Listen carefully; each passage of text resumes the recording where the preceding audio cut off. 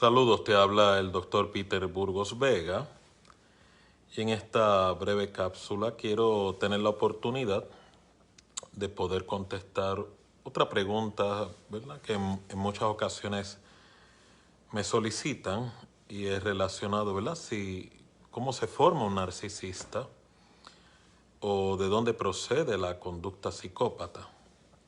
Algunas personas interpretan que se nace narcisista, se nace psicópata.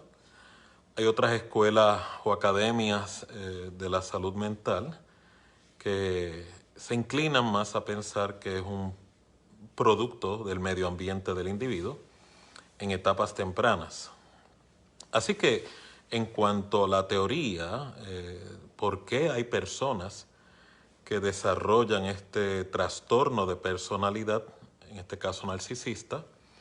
Existe muchas, ¿verdad?, corrientes de pensamiento, existe muchas escuelas de pensamiento que se inclinan a pensar de que es una consecuencia de un fenómeno genético o, como bien mencionamos, tiene una influencia biológica bien fuerte en cuanto al carácter, la personalidad y la conducta, y hay otras escuelas de pensamiento o científicas que se inclinan a que es un fenómeno del medio ambiente. Cuando hablamos del medio ambiente, más específico, la crianza del individuo. En esta breve cápsula no pretendo ser muy extensivo sobre el tema, el tiempo no me lo permite. Sin embargo, voy a dar una posible explicación de por qué algunas personas desarrollan este trastorno de personalidad y algunas otras personas trascienden a lo que se llama una personalidad psicópata.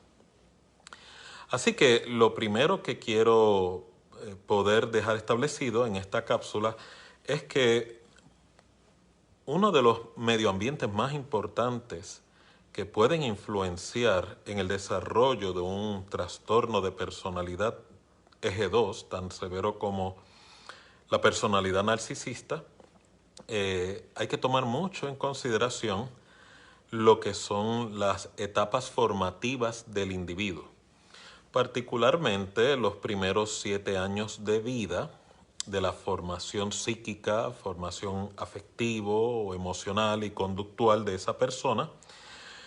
Al parecer son los momentos históricos en la vida de la persona que pudieran influenciar en gran manera acerca de esta personalidad llamada la personalidad narcisista o personalidad psicópata. Así que lo primero que quiero poder dejar establecido es que el medio ambiente de desarrollo a nivel de la personalidad de todo individuo es precisamente los primeros años formativos, particularmente los primeros 7 años. Y toma en consideración que el medio ambiente de ese individuo en etapa tan temprana de formación no es otro que el círculo de familia. Particularmente y específicamente la figura paterna y la figura materna. Recuerde que el fenómeno de narcisismo no discrimina en género, puede impactar tanto al varón como a la mujer y, como bien mencioné, el medio ambiente familiar más potente en la formación de la personalidad del individuo son las figuras parentales y el entorno familiar. Ahora bien, si nos adentramos un poco dentro del trastorno para poder ir comprendiendo, si usted analiza una persona que sufre de trastorno de narcisismo, de personalidad narcisista, el trauma base de dicho trastorno es sentimientos de inferioridad. O sea, en otras palabras, la raíz a nivel psíquica de este trastorno en gran mayoría está asociado con sentimientos de rechazo, lo cual significa usted va a encontrar que personas que sufren sobre el trastorno narcisista o tienen una personalidad psicópata o psicopatía van a descubrir que son muy vulnerables o han sido vulnerables a la experiencia de rechazo en alguna forma, que si lo considera, rechazo en etapas formativas puede dejar una impresión permanente en la personalidad y en algunos casos extremos trastornar el funcionamiento de dicha persona. Ahora bien, las experiencias de rechazo, que significa desaprobación, en alguna manera desapego, cuando estamos hablando de etapas tempranas, ese vínculo inicial está más orientado a lo que es la dinámica de apego. El trastorno narcisista se nutre mucho de la posibilidad de que la persona, al sentirse inferior, recuerde que una de las características del trastorno narcisista son estos elementos de grandiosidad en la personalidad. La persona busca cómo proyectarse o poder buscar la forma de sentirse que es superior a los demás. Si lo analiza, la consecuencia detrás de ese comportamiento es que me siento inferior. Por lo tanto, la conducta de grandiosidad, de poder destacarme, poder proyectarme superior a otros, en realidad es un mecanismo de defensa psicológico para contrarrestar los sentimientos de inferioridad. Lo mismo ocurre cuando la personalidad narcisista en alguna manera desautoriza, discrimina, disminuye o busca faltas o debilidades en las demás personas, que es parte de su entorno, es muy probable que descubra detrás de esa conducta otra estrategia para poder mantenerse superior o proyectarse como que es más competente sobre los demás. Como bien sabrá, si no lo conocía, los narcisistas son en continuas ocasiones, están alertas y detectando cualquier debilidad en las personas que les rodea en su entorno, no solamente para conocer la vulnerabilidad de sus víctimas, sino también para poder capitalizar en lo que es el repudio y la humillación narcisista. Así que en principio, en cuanto a la formación de la persona y por qué algunas personas desarrollan este trastorno, la raíz es la experiencia de rechazo. Ahora bien, el rechazo puede ser real, como que también el rechazo puede ser perceptual.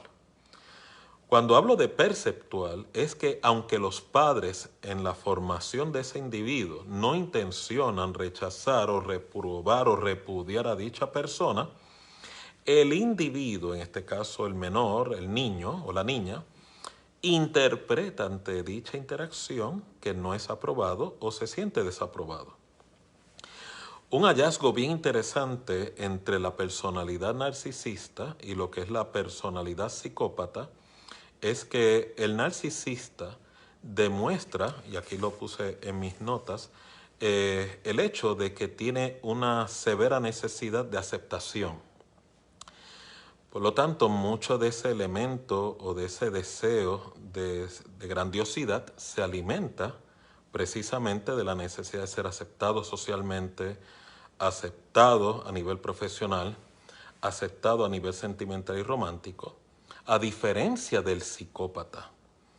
El psicópata también tiene necesidad de aceptación. La diferencia al narcisista, que el narcisista tiene la necesidad de ser aceptado porque si no, no puede, no tiene forma de desplegar estos elementos de grandiosidad sobre las demás personas.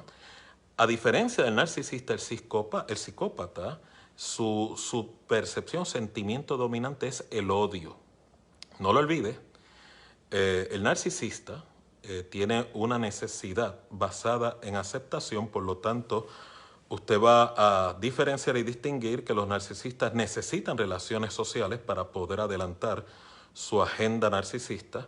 El psicópata no. El psicópata puede vivir aislado, solitario, se deleita en estar solitario, no confía en nadie, pero más severo, la herida en el psicópata es muy diferente en entorno a comparación del narcisista. Está basada en odio, en repudio, en desaprobación, en amargura, en resentimiento, y es por eso que usted va a ver una gran distinción en cómo el narcisista procede en sus relaciones interpersonales y cómo el psicópata ¿verdad? Navega en sus relaciones interpersonales. Estas dos emociones de necesidad de aceptación y la que es el odio, el repudio, son inherentes dentro del trastorno. Así que dentro de lo que es poder comprender cómo es que se desarrolla una persona dentro del trastorno narcisista, tenemos que proceder a evaluar, investigar lo que se llama en psicología psicogénesis, que significa poder estudiar el entorno de desarrollo de ese individuo y qué causa que algunas personas, no todas las personas, usted puede experimentar rechazo, eso no significa que su destino es el narcisismo.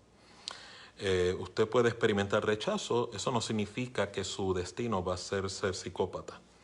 Solo significa que según responda ese individuo a cómo experimenta el rechazo y qué recursos emocionales tenga en ese momento de su desarrollo, va a poder entonces juzgar finalmente si desarrolla un trastorno tan severo como un trastorno narcisista.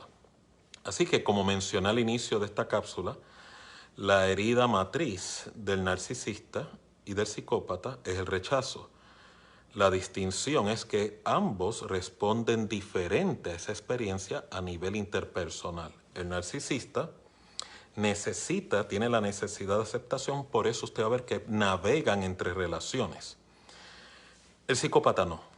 Como consecuencia de ese rechazo, como mencioné anteriormente, sea real o percibido, pues el psicópata elige navegar solitariamente, es de afecto aplanado.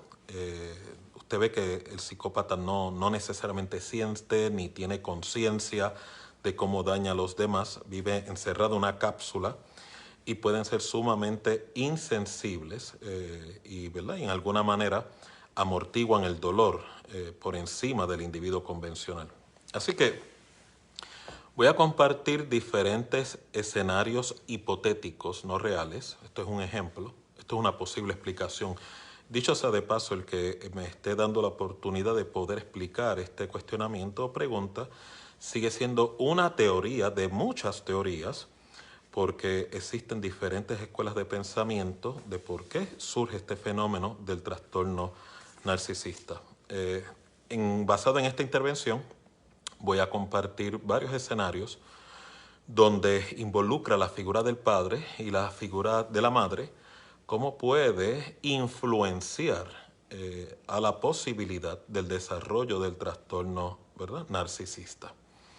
El primer escenario que pudiera presentar a consideración suya es la posibilidad de que el narcisista tenga o tuvo un padre desconectado emocionalmente, combinado con una madre sobreprotectora, lo que llamamos la madre glorificada.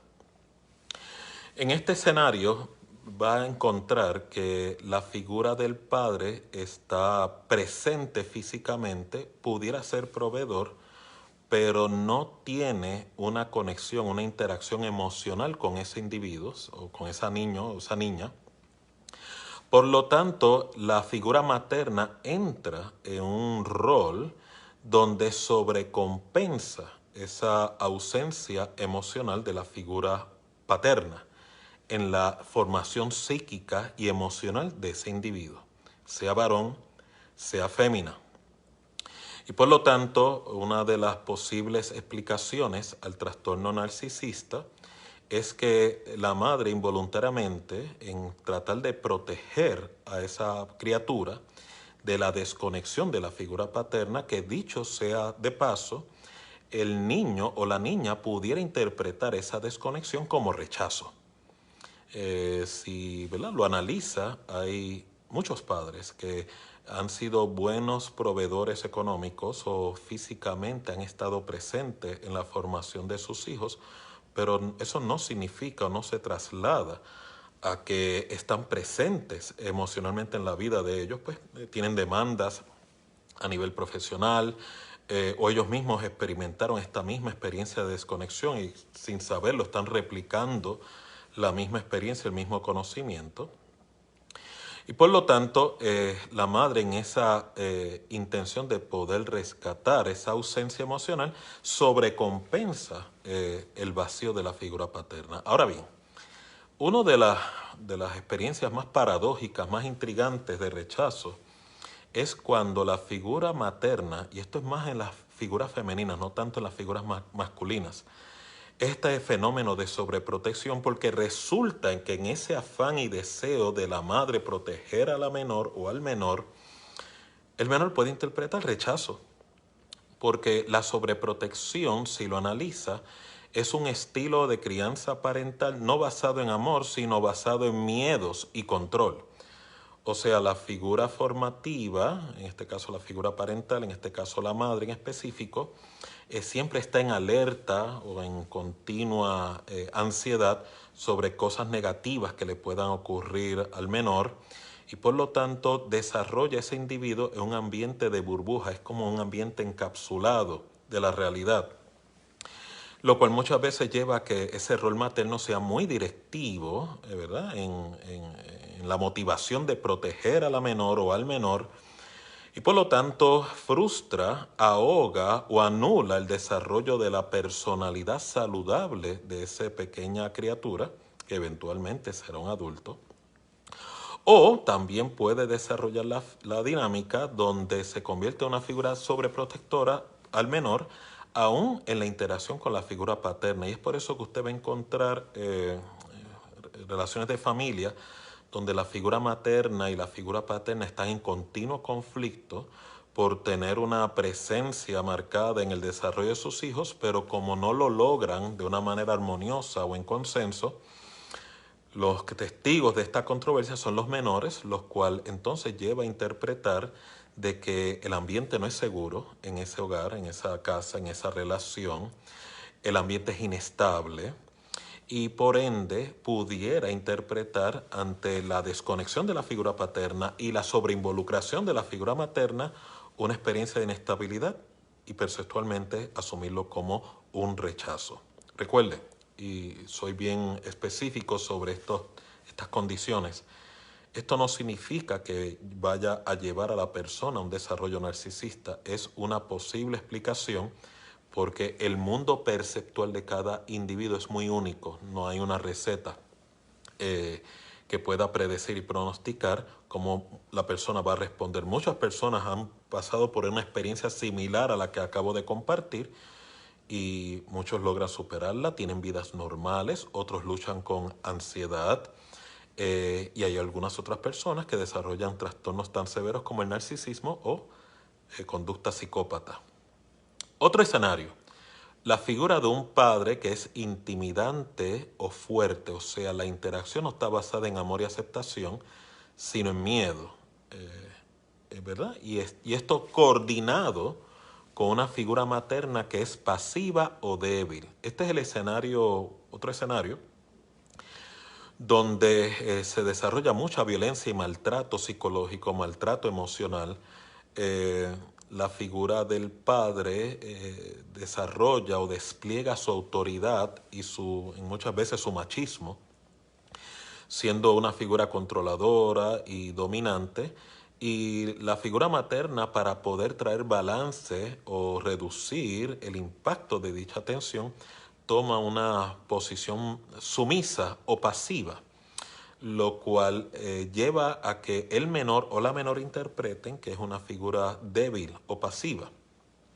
Ante este escenario tan inestable, la criatura, el niño, la niña, el menor, puede desarrollar una percepción de repudio, de malestar, de inseguridad, de odio inclusive hacia sus figuras parentales, en la cual no se siente o no interpreta sentirse protegido o en alguna manera estable. Recuerde que, como ya mencioné, la percepción tiene mucho que ver cómo se desarrolla este tipo de trastorno en la personalidad. Y por ende, cuando se desarrolla esa experiencia de rechazo, muchas veces el individuo comienza a desarrollar lo que se llama un mundo idealizado para poder sobrevivir las tensiones que hay en ese hogar o en esa relación.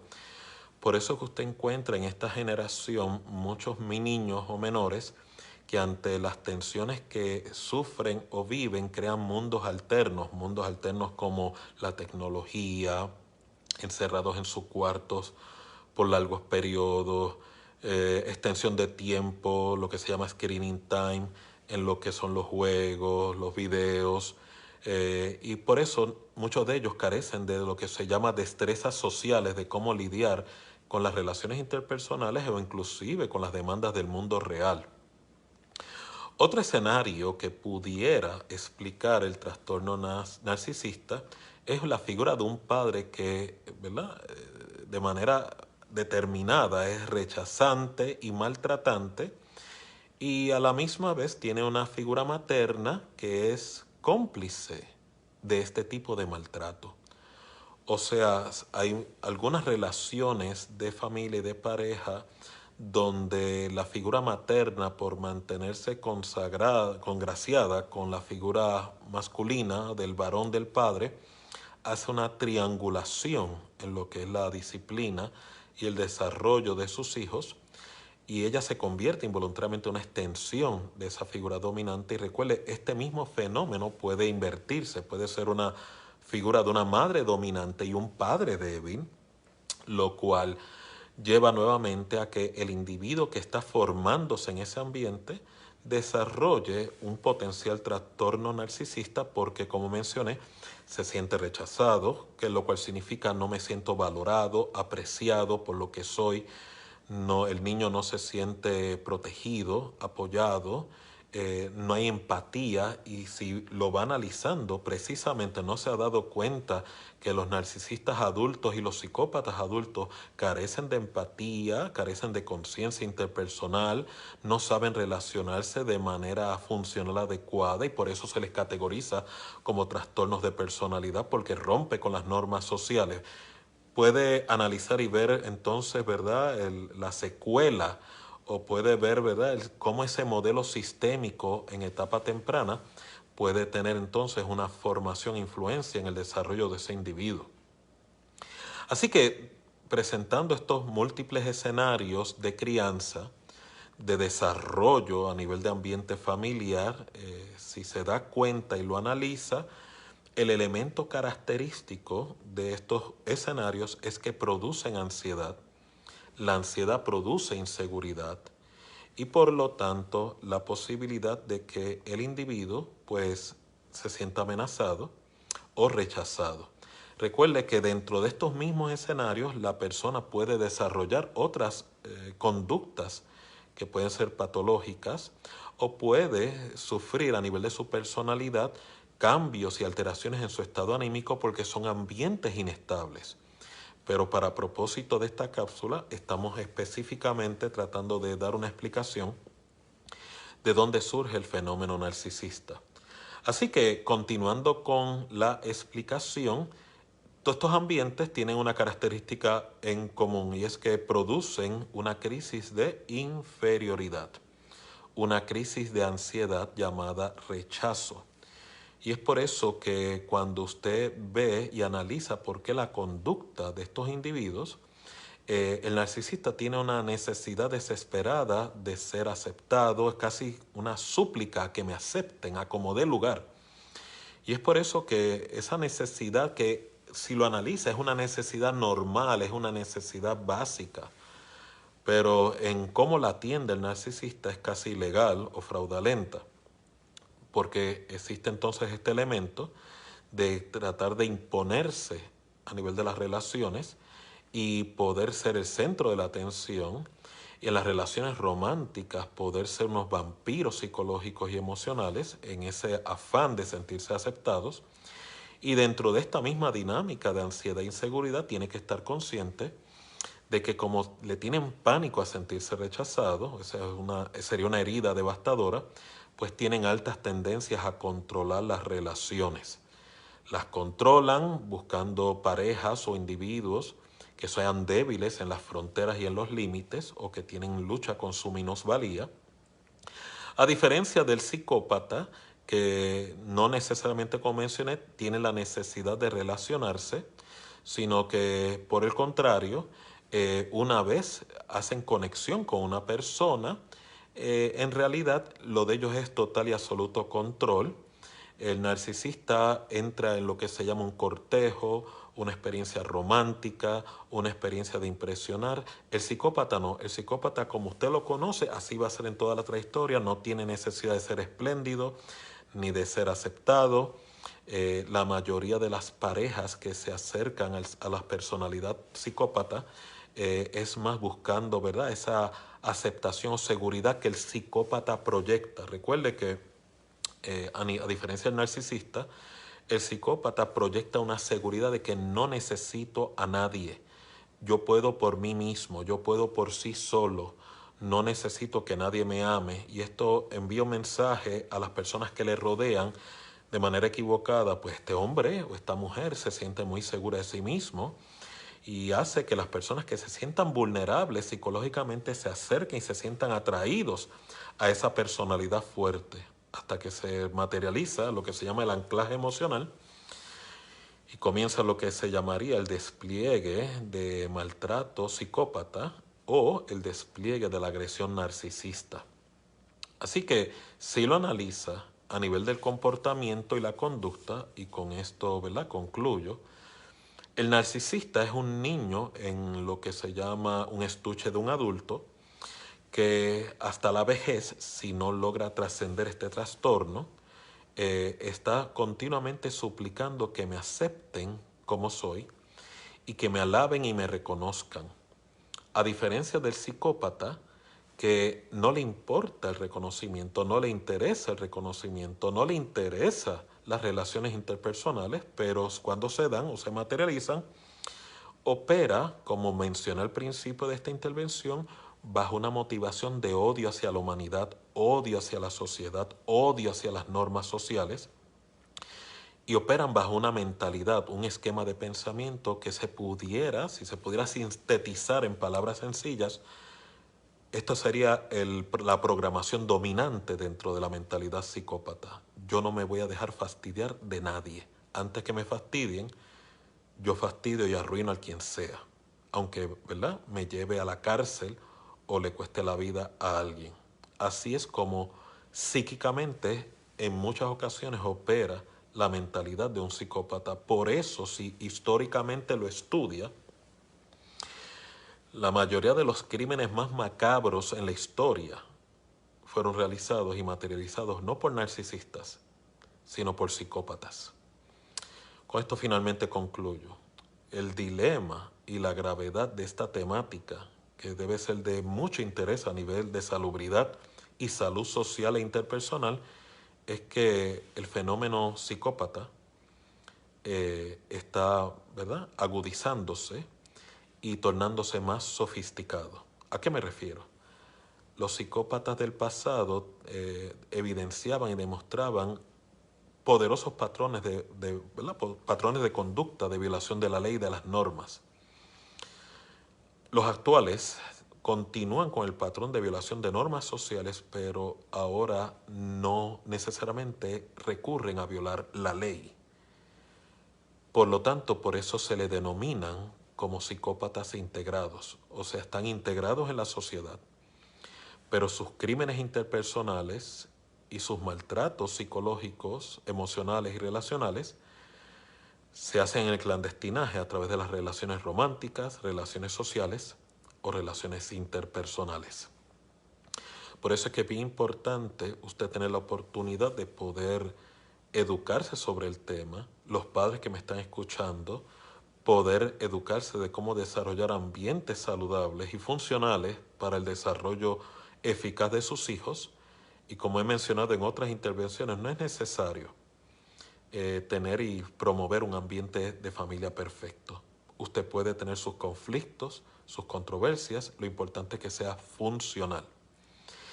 Y contesto una pregunta que me acaban de presentar en el monitor, que me la han mencionado en varias ocasiones y aprovecho antes de cerrar la cápsula, en la cual me consultan continuamente: doctor, ¿es posible que el narcisista se convierta o se torne en psicópata?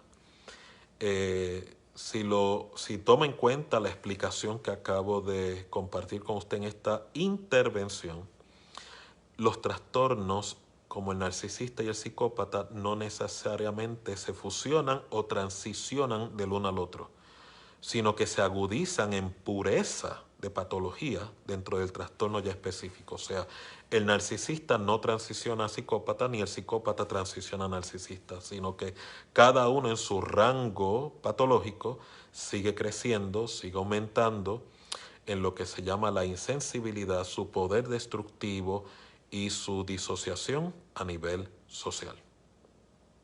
Este es el doctor Peter Burgos Vega con esta cápsula. Los narcisistas nacen o se hacen. El mismo estará instalado en esta red social, en este muro, para que usted lo pueda volver a repasar o revisar en su tiempo libre. Compártalo con otros si entiende que puede ser de gran utilidad. Tengan todos ustedes un bonito día.